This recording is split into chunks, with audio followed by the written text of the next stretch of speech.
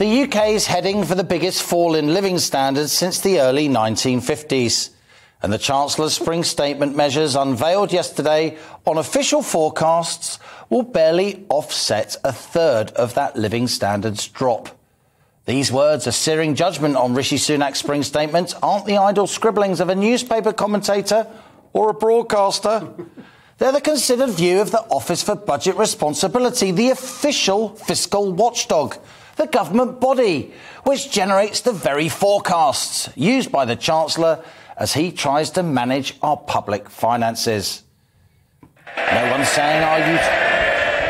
saying our youthful Chancellor doesn't face tough dilemmas. Of course he does. There's an unusually high uncertainty around the economic outlook, Sunak rightly observed in the Commons yesterday.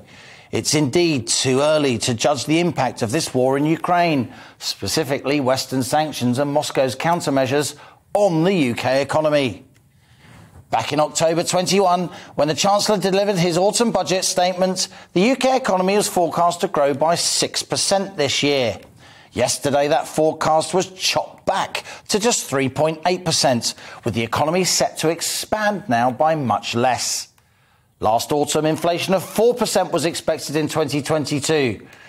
That official inflation forecast for this year has now been raised to 7.4%, a much faster increase in the cost of living we all experience.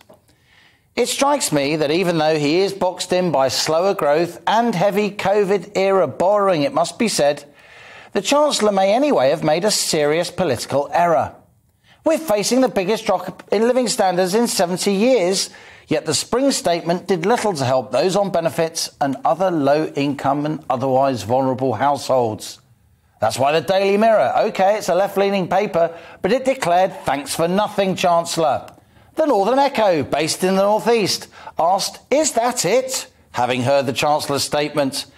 Even the Daily Express, usually supportive of the Tories, asked of the Chancellor, the forgotten millions, what about us? Again, I'm not saying Rishi Sunak faces an easy task, yet he's chosen to raise taxes now, building up a pre-election war chest, his critics say, even though the economy is stalling and millions of firms and households are seriously cash-strapped now.